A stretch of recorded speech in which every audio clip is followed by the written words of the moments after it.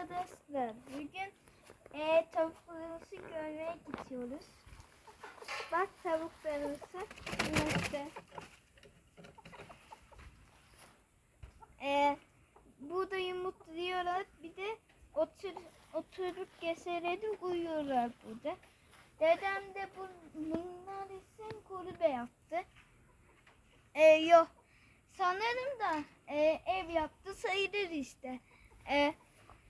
Burada gıgıklıyorlar. Burada da tavuk yaparken gıgıklıyorlar arkadaşlar. Tüylerini de bırakıyorlar bazen gördüm.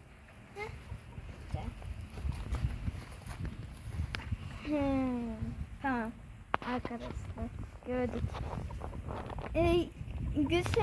Güzel diyorsanız abone olun.